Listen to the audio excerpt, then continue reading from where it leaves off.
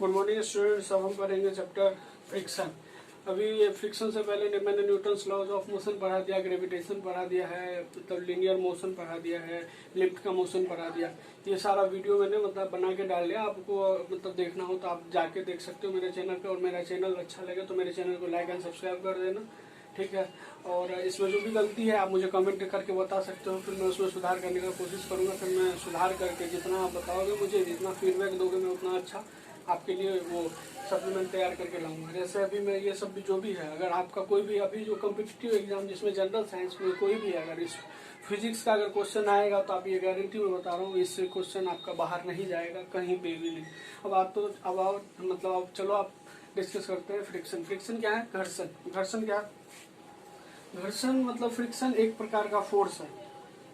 ये वो फोर्स है जो मोशन को अपोज करता है। That force that opposes the motion,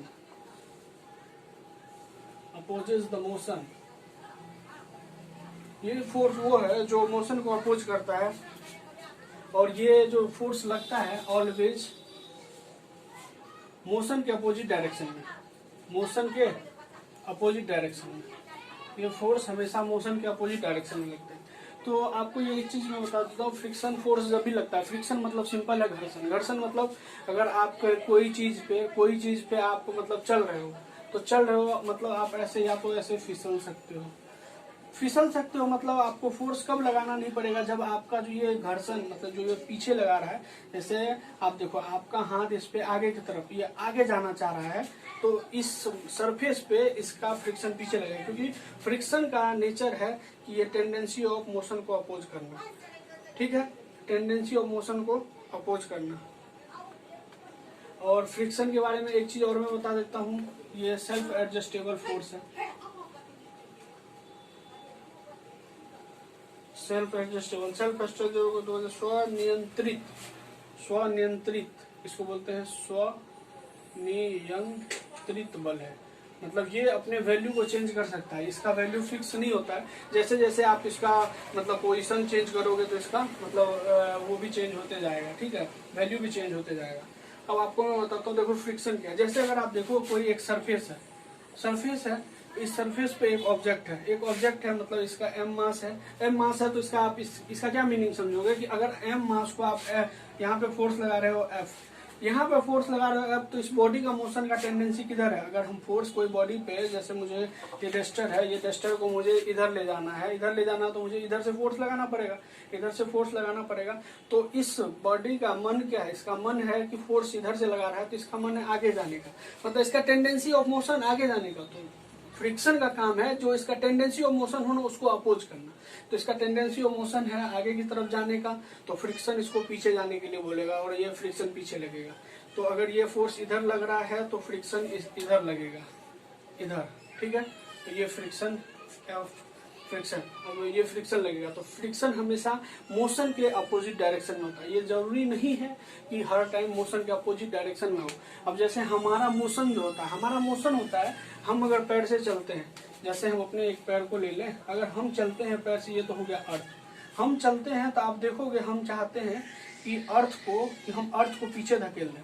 जैसे आप देखना, कभी नोटिस करना, आप जब चलते हो तो आप क्या करते हो? अर्थ को पीछे ढकलते हो। इसका मतलब आपको इस अर्थ का टेंडेंसी ऑफ मोशन इधर है, तो ये आपको फोर्स इधर लगा देता है, फ्रिक्शन, टेंडेंसी ऑफ मोशन के अपोजिट डायरेक्शन में। तो इसको आप मतलब फ्रिक्शन फोर्स का यही सिंपल सा मीनिंग है। आप देख लो, मतलब ऐसा फोर्स जो अपने मतलब जो मोशन का अपोज करता है, जो कि हमेशा मोशन के अपोजिट डायरेक्शन में होता है। और ये सेल्फ एडजस्टेबल है, जैसे जैसे अलग अलग वैल्यू के लिए ये अलग अलग वैल्यू होता है फ्रिक्शन। अब फ्रिक्शन के टाइप्स को मैं बताता हूँ, फ्रिक्शन के कितने टाइप्स होते हैं। बिल्कुल इजी है, ये 10-15 मिनट का टॉपिक है, आपको ज्यादा टाइम नहीं लगेगा और समझना है बस। इसमें से आपको क्वेश्चन पूछेगा, बस देखो टाइप्स ऑफ फ्रिक्शन। अब एक चीज देखो, घर्षण क्या मतलब, एक क्या है? स्टैटिक, कोई चीज रुका हुआ है मतलब रेस्ट में है। रेस्ट में रहने का क्या मतलब है? एक ये अर्थ है, ये बॉडी रेस्ट में है, इसका मतलब है ये अगर इस पे कोई फोर्स इधर लगता तो ये इस पे इधर लगता, लेकिन ये नहीं मोशन, इसका मतलब ये बैलेंस है। इसका मतलब है कि जितना इस पे फ्रिक्शन लग रहा है उतना, मतलब जितना आगे की तरफ कोई फोर्स लग रहा है उतना इधर की तरफ भी लग रहा है, तब ये रेस्ट में है। ठीक है, तो इसको हम क्या बोलेंगे, स्टैटिक फ्रिक्शन। जो रेस्ट में जो घर्षण बल लगता है, जैसे कोई चीज स्थिर है, स्थिर में जो घर्षण बल लगता है उस घर्षण बल को हम बोलते हैं स्टैटिक फ्रिक्शन। ठीक है, अब दूसरा क्या आता है, अब कोई भी और स्टैटिक फ्रिक्शन का मैक्सिमम वैल्यू मतलब लिमिटिंग फ्रिक्शन, एक होता है limiting friction. Limiting friction, limiting static को बोलते हैं स्थैतिक घर्षण, और ये जो है लिमिटिंग फ्रिक्शन इसको बोलते हैं सीमांत घर्षण। सीमांत घर्षण। अब देखो ये क्या है घर्षण मतलब सीमांत, जैसे देखो ये बॉडी है, ये बॉडी पे फोर्स तो लग रहा है और इस पे फ्रिक्शन ये अपोजिट लग रहा है, ये तो हुआ फ्रिक्शन, ये रहा फोर्स इसको आगे की तरफ, ये फ्रिक्शन, लेकिन ये मतलब स्टैटिक इसलिए है क्योंकि ये दोनों बैलेंस है। अब क्या है, एक ऐसा स्टेज तो होगा कि ये फोर्स का वैल्यू बढ़ते बढ़ते इतना ज्यादा हो जाएगा और कि ये इसको मैनेज नहीं कर पाएगा, तो ये मोशन में आ जाएगा। तो मोशन में आने से पहले जो स्टेज है, मोशन में आने से पहले मतलब मैक्सिमम फोर्स जब इस पे लग रहा है, मैक्सिमम फोर्स लग रहा है तभी सेल्फ एडजस्टेबल मैंने बताया, जैसे जैसे फोर्स बढ़ाएंगे उसी तरह तरह फ्रिक्शन बढ़ेगा, और फ्रिक्शन बढ़ेगा तो एक मैक्सिमम फ्रिक्शन, उसके बाद ये अपना मोशन स्टार्ट कर देगा। जैसे रेस्ट, आप ये सोच लो कि जैसे कोई चीज रेस्ट में है तो रेस्ट में रहने का सबसे लास्ट पोजीशन, मतलब उसके बाद वो मोशन में आ जाए। जैसे आप नहीं जानते हो, जैसे हम गाड़ी चला रहे हैं, अब कोई गड्ढा है, ब्रेक लेते लेते बिल्कुल हम लास्ट पे पहुंच गए, अब गिरने ही वाले हैं, तो वो स्टेज है। अगर कोई चीज रेस्ट में है तो वो फाइनली उसका लास्ट स्टेज ऑफ रेस्ट जो है वो मतलब लिमिटिंग फ्रिक्शन को बताता है वहां पे, और वो फ्रिक्शन सबसे ज्यादा होता है, इसीलिए आपको लिमिटिंग फ्रिक्शन देखोगे कि ज्यादा होता है। ठीक है, अब लिमिटिंग फ्रिक्शन के बाद अब क्या है, अब कोई भी चीज का मोशन हो रहा है, मोशन के कारण अगर फ्रिक्शन होगा तो इसको बोलेंगे काइनेटिक फ्रिक्शन। काइनेटिक फ्रिक्शन, इसका हिंदी क्या है, काइनेटिक का सर्पी घर्षण। सर्पी घर्षण। देखो आपको ये इसमें क्या मिलता है, अगर जैसे ये बॉडी है, ये बॉडी पे फोर्स यहाँ लगा 10 न्यूटन और इस पे लगा 5 न्यूटन, 5 न्यूटन लगा, तो इसका मतलब ये फोर्स ज्यादा है, ये फोर्स ज्यादा है, ये फोर्स ज्यादा है। ठीक है, ये फोर्स ज्यादा है, तो ये फोर्स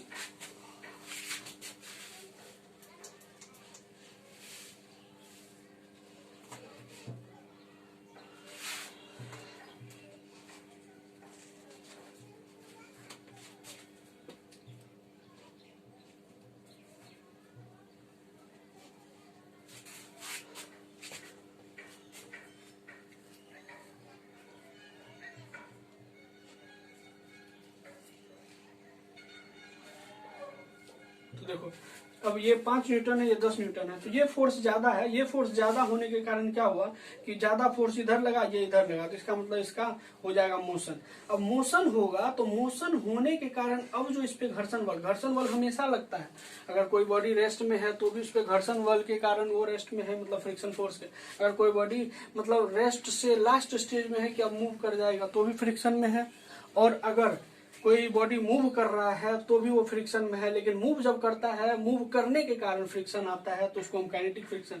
अब आपको मैं इसका एक्सपेरिमेंट बताऊंगा कि कैसे कैसे कब क्या निकालते हैं, क्या होता है। अभी बस आप मीनिंग समझ जाओ इसका क्या है, कि अगर जैसे कोई चीज मूव कर रहा है, कोई चीज मूव करने के कारण अगर फ्रिक्शन आता है, कोई चीज में मोशन के कारण अगर फ्रिक्शन आता है, उसको क्या बोलते हैं, काइनेटिक फ्रिक्शन। ठीक है, काइनेटिक फ्रिक्शन। अब एक और आता है रोलिंग फ्रिक्शन।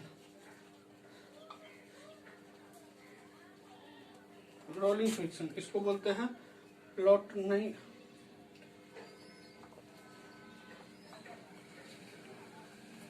लोटनिक घर्षण। साफ साफ बात है कि कोई चीज जैसे मोशन हो रहा है, तो अगर रोलिंग मोशन होगा, रोलिंग मोशन मतलब रोलिंग मोशन, देखो ये है रोलिंग मोशन, ऐसे कोई चीज यहाँ पे था, आप ऐसे घड़का दो, ये रोलिंग मोशन है। जैसे रोलिंग मोशन होगा तो रोलिंग मोशन के कारण जो फ्रिक्शन लगेगा उसको रोलिंग फ्रिक्शन बोलेंगे। ठीक है, ये चीज अब आपको याद हो गया। और आपको मैंने ये बताया, ये जब तब होगा जब ये चलने लगेगा, मोशन जैसे ही स्टार्ट होगा तब ये फ्रिक्शन काम करेगा। तो ये 4 तरह का फ्रिक्शन, जैसे रेस्ट में है तो उस पर स्टैटिक फ्रिक्शन लगेगा, और रेस्ट का लास्ट स्टेज में है कि अब वेलोसिटी में आने ही वाला है तो उसमें लिमिटिंग फ्रिक्शन सीमांत घर्षण लगेगा। उसके बाद अगर अब बॉडी मोशन में आ गया तो मोशन के कारण जो उसमें फ्रिक्शन लगता है उसको हम काइनेटिक फ्रिक्शन बोलते हैं। अब मोशन के साथ साथ अगर उसमें रोलिंग आ गया, मतलब घूम घूम के चल रहा है, मतलब पहले चल रहा था तो काइनेटिक लगा था, अब रोलिंग आ गया तो घूम घूम के चल रहा है, तो वो फ्रिक्शन क्या हो गया, रोलिंग फ्रिक्शन। अब फ्रिक्शन के टाइप को डिस्कस कर ले। अब एक बार कंपेयर कर लेते हैं इस फ्रिक्शन में कौन कौन बल आपको सबसे ज्यादा होता है, आपको मैं बता देता हूँ।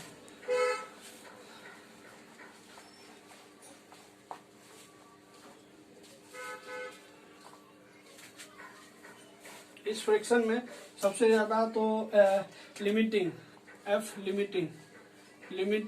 फ्रिक्शन ज्यादा होता है। लिमिटिंग के बाद स्टैटिक फ्रिक्शन ज्यादा होता है। स्टैटिक के बाद काइनेटिक फ्रिक्शन ज्यादा होता है। काइनेटिक फ्रिक्शन के बाद आपको ये ऑर्डर क्वेश्चन में पूछ सकता है, लिमिटिंग, स्टैटिक, काइनेटिक और ये रोलिंग फ्रिक्शन। ठीक है, आपको अब ये चीज मैं कैसे आपको बताऊं। देखो, कोई चीज रेस्ट में है तो उसमें स्टैटिक फ्रिक्शन लग रहा है। रेस्ट में है क्योंकि देखो, रेस्ट में है अगर वो 10 न्यूटन, जैसे हम कोई बॉडी है, एक बॉडी है, हम इसमें क्या लगाएं, 10 न्यूटन फोर्स लगाए, इसका मास 10 केजी है, मतलब 100 न्यूटन ये होल्ड कर सकता है। तो 100 न्यूटन होल्ड कर रहा है, 10 लगाए तो ये एडजस्ट होकर अगर मुझे फ्रिक्शन पूछेगा तभी 10 होगा, क्योंकि जितना हम लगाए उसका अपोज ही कर रहा है फ्रिक्शन। जैसे अगर हम 10 न्यूटन अपना फोर्स लगाए तो फ्रिक्शन हम पे 10 न्यूटन लगा के रखा तभी तो बैलेंस है। अगर हम 20 लगाए तो फ्रिक्शन हम पे 20 लगाएगा तभी तो हम बैलेंस है। ये हम 100 तक लगाएंगे, क्योंकि 100 के बाद जैसे ही हम बढ़ाएंगे तो एक फोर्स ज्यादा हो जाएगा और मोशन आ जाएगा, और मोशन के कारण क्या हो जाता है, काइनेटिक फ्रिक्शन। तो अभी ये कौन सा स्टेज है, 100 और 100 वाला कौन सा स्टेज है, 100 और 100 वाला ये स्टेज है कि अब इससे ज्यादा हम नहीं बढ़ा सकते हैं, तो ये मेरा लिमिटिंग फ्रिक्शन हो गया। तो इसीलिए आप देखो कि स्टैटिक फ्रिक्शन से ज्यादा होता है लिमिटिंग फ्रिक्शन ज्यादा हो गया। अब जैसे ही मोशन आ गया तो आप सोचो कोई चीज रेस्ट में ज्यादा अपोज करता है और अब मोशन में आ गया तो कम अपोज करेगा, तो मोशन में आ गया तो इसीलिए वो स्टैटिक फ्रिक्शन कम, और अगर चलते चलते घूम भी रहा है तो और कम करेगा। तो ये चीज आप ऐसे याद रख सकते हो। ठीक है, आपको ये पैटर्न पूछ सकता है फ्रिक्शन में क्या रिलेशन है। अब देखो, घर्षण मतलब फ्रिक्शन से प्रॉफिट क्या मिलता है, प्रॉफिट के बारे में देख लो। फ्रिक्शन से आपको क्या प्रॉफिट है, फ्रिक्शन से आपको प्रॉफिट क्या है, फ्रिक्शन से आपको ये प्रॉफिट है कि फ्रिक्शन के कारण क्या होता है ना कि आप पृथ्वी पे मतलब जितना भी गाड़ी है, मनुष्य है, मतलब जितना भी कार है, स्कूटर है, बस है, ये है, उसके बाद एंडमैन, ये जो चल रहा है तो ये बस फ्रिक्शन की वजह से चल रहा है, अब देखो इसका लॉस क्या है, ये तो था प्रॉफिट। अब देखो लॉस, अब लॉस क्या है कि इसमें लॉस है कि जैसे मशीन का मतलब मशीन सब चल रहा है, मशीन चल रहा है तो मशीन चलते चलते मतलब जाम हो जाता है, ये सब किसके, फ्रिक्शन के कारण।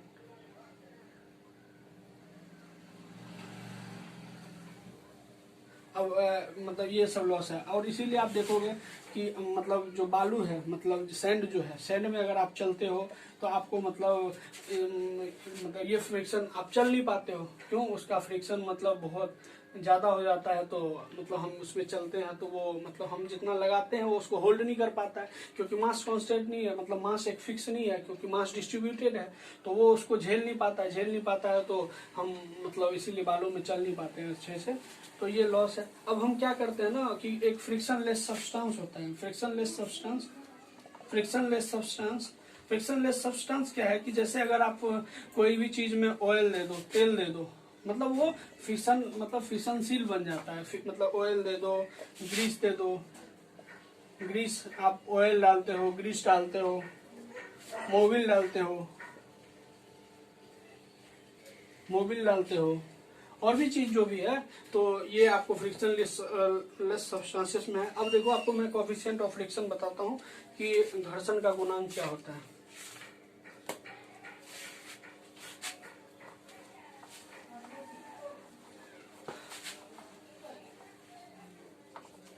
अब देखो क्या है coefficient of friction. Coefficient of friction की बात को मैं करूँ तो कोफिशिएंट इसको बोलते हैं पूर्णांक घर्षण का। अब देखो इससे कोफिशिएंट ऑफ फ्रिक्शन क्या है। कोफिशिएंट ऑफ फ्रिक्शन को हम डिफाइन करते हैं, ये होता है फोर्स अपॉन एन। नॉर्मल को हम क्या बोल देते हैं, वेट भी बोल देते हैं, mg भी बोल देते हैं। ये चीज मतलब ये जो फ्रिक्शन का जो ये है, ये फोर्स इंटू एन होता है। और एन आपको मैंने बताया था अपेरेंट वेट होता है। अगर मास किसी का कुछ है, अब लिफ्ट में ऊपर जा रहे हैं नीचे आ रहे हैं, उससे मास तो चेंज होता है, मतलब वेट जो एक्चुअल है तो वो तो चेंज नहीं होता, लेकिन अपेरेंट चेंज हो जाता है। तो एन हम अपेरेंट को डिनोट करते हैं। तो हम इसलिए इसको फोर्स का फॉर्मूला लिख सकते हैं, force equal to mu into N. और एन जो है mg के इक्वल होगा। अलग अलग जो भी सिचुएशन होगा हम एन को पुट करेंगे। तो अब हमको फ्रिक्शन का फॉर्मूला, मतलब फ्रिक्शन फोर्स के लिए अगर कोई फॉर्मूला पूछ दे फ्रिक्शन फोर्स के लिए, सारा फ्रिक्शन में यही फॉर्मूला है। स्टैटिक के लिए, काइनेटिक के लिए, सबके लिए यही फॉर्मूला है, फिक्स है। अब आपको मैं बताता हूँ, तो इस पे क्वेश्चन करके बता देता हूँ कि आपको कैसे क्वेश्चन आएगा।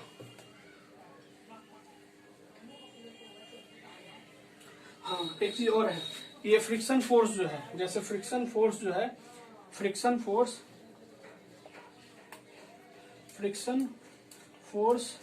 जैसे जैसे सरफेस चेंज होगा, सरफेस चेंज होने के कारण, सरफेस चेंज होने के कारण फ्रिक्शन फोर्स चेंज होगा, फ्रिक्शन फोर्स चेंज होगा, फ्रिक्शन चेंज होगा। मतलब सरफेस चेंज होने से फ्रिक्शन फोर्स चेंज होगा, बट सरफेस एरिया चेंज करो तो कोई फर्क नहीं पड़ता है। मतलब सरफेस का एरिया कुछ भी हो, सरफेस का एरिया कुछ भी हो तो नो चेंज। तो आपको एक चीज पता चला कि फ्रिक्शन फोर्स जब भी है, मतलब सरफेस चेंज होगा, तो मतलब सरफेस चेंज होने से हो जाएगा। जैसे कहीं पे आप देख लो कि कहीं पे रास्ता खराब है, कोई जगह रोड आपको पूरा अच्छा है, तो वहां पे आपका मतलब बाइक ज्यादा स्पीड चलता है, क्योंकि वहां पे कोई फ्रिक्शन फोर्स नहीं लगता है। जहां बहुत ज्यादा रुख रहा है वहां पे गाड़ी स्लो चलता है, क्योंकि वहां पे घर्षण बल बहुत ज्यादा ही हो जाता है। तो इसीलिए सरफेस अलग अलग होने से फ्रिक्शन फोर्स अलग अलग होगा, लेकिन सरफेस का क्या क्षेत्रफल है, क्या एरिया है, उस पर कोई चीज डिपेंड नहीं करेगा। अब आपको मैं बताता हूँ कि कब स्टैटिक फ्रिक्शन लगता है, कब काइनेटिक फ्रिक्शन लगता है। तो एक क्वेश्चन मैं बताता हूँ, उस क्वेश्चन के थ्रू मैं आपको समझा दूंगा कि क्या है नहीं है। देखो,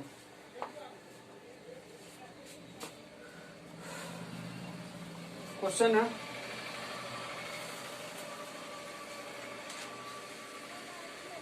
एक ये 10 kg का मास है, 10 kg का मास है।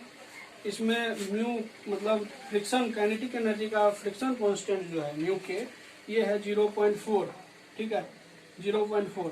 और ये म्यू एस जो है ये है 0.5, ठीक है म्यू एस 0.5 है। तो आपको मैंने बताया है कि हाँ, अब हम फोर्स क्या लगा रहे हैं, देखो फोर्स इधर हम लगा रहे हैं। अब फोर्स का वैल्यू एक फर्स्ट कंडीशन में है कि हम लगा रहे हैं फोर्स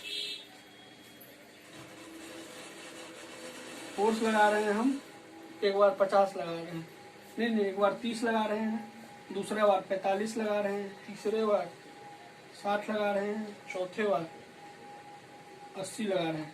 अब आपको मैं कंपेयर करके, सबसे पहले स्टैटिक फ्रिक्शन कैलकुलेट करो। एफ एस क्या होता है, म्यू इंटू एन, और एन क्या होता है, एम जी। एन जो है मैंने आपको बताया, एन बराबर mg, क्यों, क्योंकि n ऊपर लग रहा है mg नीचे लग रहा है, ये दोनों बैलेंस है इसीलिए बराबर है। तो m मेरा कितना है 10 इंटू 10 मतलब 100 न्यूटन। तो अब म्यू एस कितना है, म्यू एस एफ एस निकाल रहे हैं तो यहाँ म्यू एस होगा, म्यू एस क्या होगा 0.5 इंटू 100, पॉइंट होगा 10, ये काटो 50 न्यूटन, ये कितना है 50 न्यूटन। अब उसी तरह एफ काइनेटिक निकाल लो, एफ काइनेटिक निकालोगे तो म्यू के इंटू एन, म्यू के एन हुआ तो म्यू के कितना है 4, और एन कितना है मेरा 100, एन 100 है, पॉइंट उड़ाओगे 10 तो ये आ जाएगा आपको 40 न्यूटन, 40। लेकिन ये फ्रिक्शन, ये जो फ्रिक्शन है, कोई चीज चलेगा तो ये इस फ्रिक्शन का कहना है तू चल में आया, अगर तुम चलोगे तो मैं पीछे आऊंगा। तो चलने की वजह से ये फ्रिक्शन आता है, वो काइनेटिक फ्रिक्शन है। ये रुके रहने की वजह से फ्रिक्शन है, ये स्टैटिक फ्रिक्शन, और यही लिमिटिंग फ्रिक्शन। स्टैटिक फ्रिक्शन का मैक्सिमम वैल्यू को हम लिमिटिंग फ्रिक्शन कहते हैं। अब देखो क्या है ना कि हम 30 न्यूटन लगाए, अगर 30 न्यूटन फोर्स लगाए तो इसमें स्टैटिक फ्रिक्शन का पावर कितना है 50 तक का।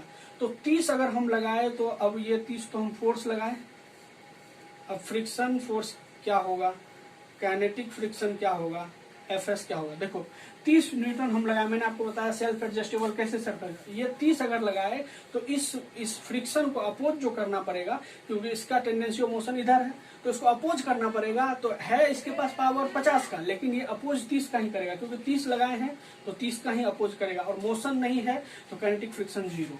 अब देखो 45 लगाए, 45 न्यूटन लगाए हैं, और यहाँ पे क्या है 45 न्यूटन, यहाँ है 50 न्यूटन का पावर, लेकिन हम 45 न्यूटन इधर लगाए तो उसका अपोज भी उसको 45 का ही करना पड़ेगा। तो फ्रिक्शन फोर्स 45 हो गया, और काइनेटिक मतलब मोशन तो आया ही नहीं, तो काइनेटिक फ्रिक्शन 0। अब क्या है कि 60 न्यूटन लगाए, लेकिन पावर मेरा 60 का ही है, पावर मेरा 50 का ही, हम 60 लगाए, 50 का है 60 लगाए, तो अब ये स्टेटिक नहीं रहेगा, क्योंकि जैसे ही आप एक चीज पे 60 न्यूटन लगाओ, आप इधर से 50 लगाओ, इधर से 60, तो नेट फोर्स इधर के डायरेक्शन में, तो बॉडी का मोशन हो जाएगा। मोशन आते ही कौन जग गया, काइनेटिक फ्रिक्शन जग गया। तो 60 न्यूटन जैसे ही हम लगाए, तो 60 न्यूटन जैसे ही लगाए, तो अब मेरा ये स्टैटिक फ्रिक्शन तो कुछ नहीं रहा, क्योंकि स्टैटिक तो रेस्ट में है ही नहीं। अब काइनेटिक फ्रिक्शन हो गया 40। अगर चल रहा है तो ये तो डेवलप होगा ही। अब ये 40 हुआ, तो बाकी बचा हुआ जो जैसे अब मुझे एक्सेलरेशन इसका क्या निकालना है, तो F बराबर होता है m इंटू ए। अब हमको फोर्स यहाँ 60 में से 40 लग चुका है, तो फोर्स कितना बचा 20, मास कितना है इसका 10, तो ए क्या होगा, ए हो जाएगा इसका 20/10, तो ये आपको आ जाएगा 2 मीटर पर सेकेंड स्क्वायर, 2 मीटर पर सेकेंड स्क्वायर। ये कैसे निकाले कि हाँ जितना न्यूटन इसने फोर्स लगाया उसमें तो अब देखो, अब वही सेम 80 न्यूटन लगाए, तो हमको ये लिमिटिंग इसका 50 था, 50 तक रोक सकता था, तो अब रोक नहीं पाया तो अब चलने लगा, तो चलने वाले के कारण से 40 फोर्स ये तो फिक्स है। अब चलने लगा तो इसमें 40 का फोर्स लगा, 40 का फोर्स काइनेटिक लगा, तो लेकिन ये स्टैटिक है नहीं, जो अब रेस्ट में है नहीं, तो ये 0 हो गया। अब ये 40 इसमें लग गया, तो 80 में से 40 लग गया, तो बचा कितना, अब 40 के लिए इस बॉडी का मोशन होगा, 40 के लिए मोशन होगा, तो अगर m इंटू ए लगाएंगे तो m मेरा 10 है a, और ये 40, तो हम a निकालेंगे तो ये 40/10 करेंगे तो 4 मीटर पर सेकेंड स्क्वायर आ जाएगा। तो आपको इससे पता चलता है कि हम कैसे कंपेयर करते हैं स्टैटिक फ्रिक्शन को, कैसे काइनेटिक फ्रिक्शन को कंपेयर करते हैं, कैसे इसके क्वेश्चन को सॉल्व करते हैं, कैसे दूसरे का एक्सेलरेशन क्या आएगा, क्या बदलाव आएगा, कैसे निकालते हैं, वो इस पैटर्न से निकालते हैं। ठीक है, तो अब ये चैप्टर आपका कंप्लीट हो गया। फ्रिक्शन में बस इतना सा ही है। तो अगर ये चीज आपको मेरा पसंद आया हो तो आप इस मेरे चैनल को लाइक एंड सब्सक्राइब कर देना। थैंक यू, जय हिंद। और आपको मैंने एनएलएम का, ग्रेविटेशन का, लीनियर मोशन का, मोशन ऑफ लिफ्ट का, ये सारा वीडियो मैंने डाल दिया, और धीरे धीरे करके मतलब इस मंथ के लास्ट तक मैं आपके सारे एनटीपीसी में जितने भी मतलब जो भी आपका जनरल कंपटीशन में आपका जो फिजिक्स पूछा जाता है, ये फिजिक्स का सारा वीडियो डाल दूंगा, और इससे बाहर आपको कोई भी क्वेश्चन नहीं जाएगा, क्योंकि मैं थियोरिटिकल, ऑब्जेक्टिव, सब्जेक्टिव हर चीज को डील करता हूँ। बस आप चीज को समझते जाओ। आप एक बार वीडियो को देखो, फिर आप उसको नोट करो, नोट करके फिर देखो मैं क्या क्या बोलता हूँ। उस पर बहुत सारा चीज डिपेंड करता है, क्योंकि जो भी चीज मैं बोलता हूँ वो आपका क्वेश्चन होता है, क्योंकि मैंने बहुत सारे चीज को एनालिसिस किया है कि हाँ कौन सा क्वेश्चन पूछा जाता है। जितना भी क्वेश्चन का पैटर्न है मैं सारे को एक में ही डील करते जा रहा हूँ, तो आपको ये चीज बहुत हेल्पफुल होगा। आप देख लेना, जब आप एग्जाम दोगे तो फिर आपको, अगर आपको मेरा जो पढ़ाया हुआ है वो चीज आपको क्लियर है तो आपको कहीं भी क्वेश्चन मतलब एग्जाम में दिक्कत नहीं आएगा। देख लेना फिजिक्स का। ठीक है, थैंक यू, जय हिंद। अब हम खत्म करते हैं लेक्चर को।